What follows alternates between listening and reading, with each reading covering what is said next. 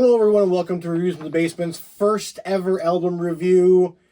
I am Alex Grindstone, and this is Danny Warpstar.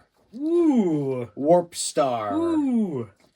Today, we're taking a look at Cradle of Filth, the Screaming of the Valkyries. This is the 14th studio album by the extreme metal band from England, released on March 21st of this year. Band members include Danny Filth, bass and lead vocals, Marek Schmierda on guitar, Donnie Burbage on guitar, also new member for this album, Martin Skorupka, drums and keys, and Zoe Marie Fedorov on vocals and keys, also new for this album. Let's get this thing started up. We'll go track by track and give our final thoughts at the end. Number 1, To Live Deliciously. I have great opening riff in this one. I thought the pre-chorus was very epic with Zoe on the backing vocals throughout. Many different breakdowns in this one as well. Slow, fast, some nice melodic solo stuff in there. I thought overall opening track was a banger way to start it out. What do you think? It definitely set the tone for the entire album. Great solo, great intro. Gotta love the backing vocals. Strong open, which leads us right into demagoguery. Yeah, I got an amazing groovy riff. Drums are just nailing the ride during the whole riff. I love that in there.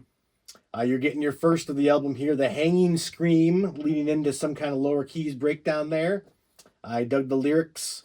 The style of that whole section was really good there. I thought it shined. Goes right back into another melodic solo theme throughout. I thought number 2 was also a very solid track. Yes, I agree. That's probably top 2 track for me on this album. The drummer riding that ride felt real good. The chorus and verse transitions were top notch. Flowed well with the whole song, and I enjoyed the little lulls that they had in the atmospheric transitions in this one, and that eventually led to a pretty cool guitar solo. I digged it. Positive. One of my favorite tracks. Moving on to the Trinity of Shadows. A little thrashy opening there. Good mix of melodies, open chords for the verses. I was liking that. Good guitar solo / breakdown there. Smooth transition to some chanty choruses in this one. I thought the ending was just epic. Great track overall. What are your thoughts? Yeah. The whispers in the background were pretty sweet. I agree with that. And the guitar and drums felt super tight. I mean, whole album's tight, but felt real tight on that song. My favorite part, though, was this is one of the songs that had like a pretty sweet bass breakdown where he got to shine on his own for a few bars, and then that drums come in, everything comes in, and just felt good. Felt real good. Sinful, almost. Nice. Moving on to track number 4, we got Non Omnis Moriae. Another solid riff. Another theme throughout for me. Zoe on the vocals during chorus was amazing in this one. A little slower speaking breakdown there. Kind of sounded like Rammstein. For me, it was like an okay track. It wasn't as good as the other ones so far, so it's just an okay track, but still good. What do you think? Yeah, I can actually agree with that. Not bad at any stretch of the imagination, but it was definitely a change of pace track for sure. The content of the lyrics were, interesting too. Female background vocals on it though were top notch. I love it when they add that other real voice in the back there. But yeah, just a average track, but not bad. I concur.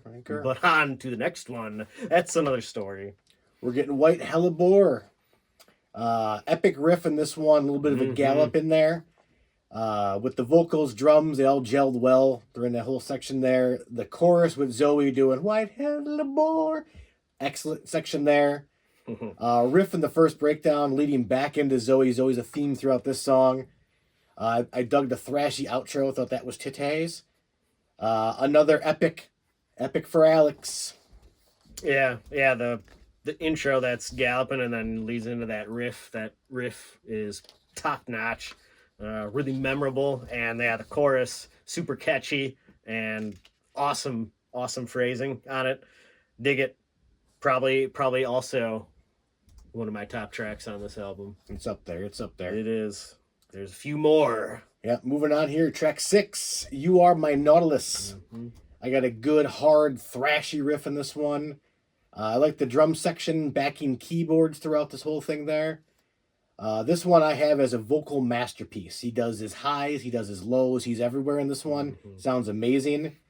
The thrashy breakdown into the epic solo that just rips. Fucking amazing track here. How about you? What do you think? Yeah, this is a good one. This one's up there. A lot of they left like empty spaces too when it's just like the drums and vocals in the beginning.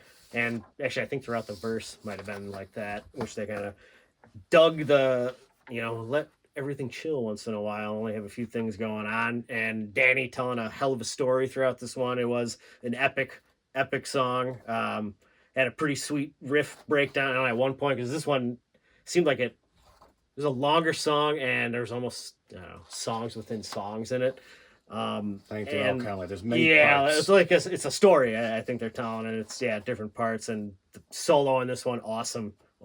Agreed. Yeah, going forward, we got track 7. Only 2 left here, 3 left, including 7. Yep. We got Malignant Perfection. Yeah. The bass and keys carry the verses to this one. It's a little bit of the bass getting thrown in there. I got upbeat with the melodic guitar for the chorus. Dug that. Mm-hmm. The breakdown was just blast beat heavens. If you're a fan of those blast beats, you're in heaven. Some melodic singing throughout from both vocalists on this one. They both kind of come through. I thought this was a good transition song leading to the next 2 after the last banger, in my opinion. What do you think of this one there? Yeah, this was, I believe this was one of the first songs I released on the album for previews.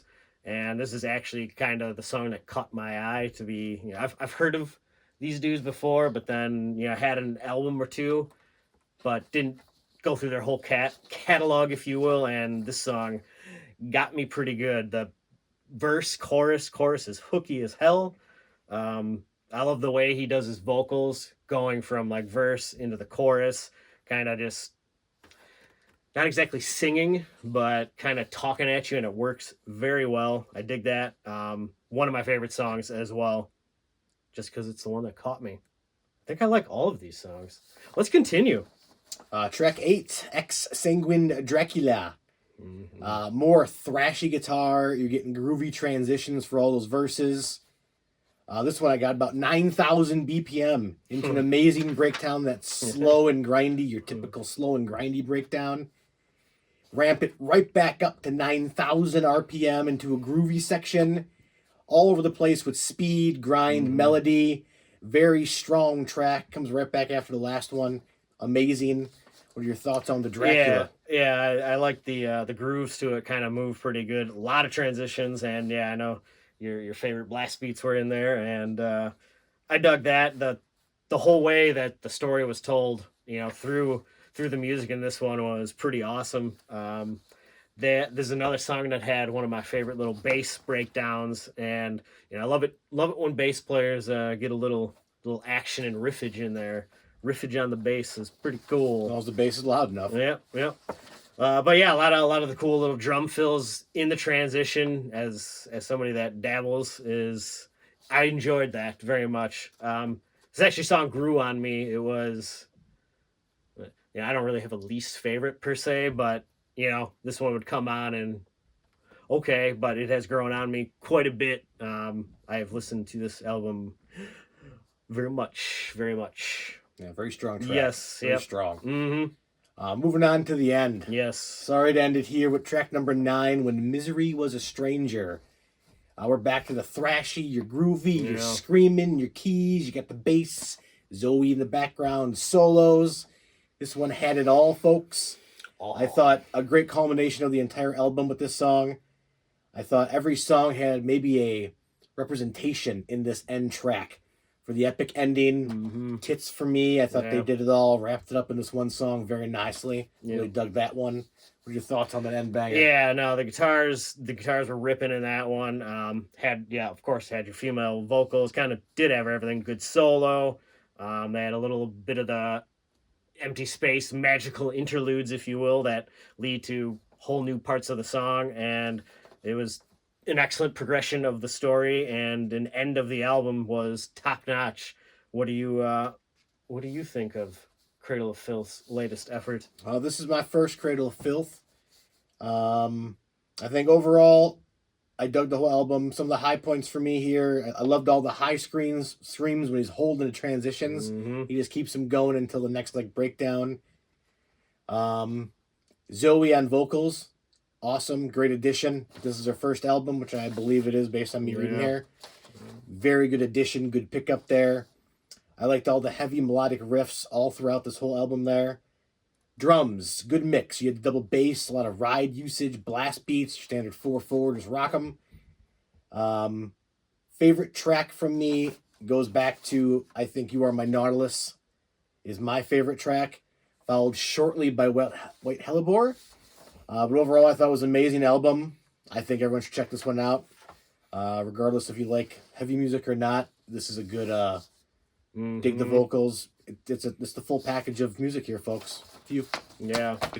It's good. What are your finals? Yeah, I agree. I've dabbled in a few Cradle of Filth albums before this, so I somewhat knew what I was getting into, but they are much more refined now these days. It's not a knock on anything in the past at all. I love that stuff too.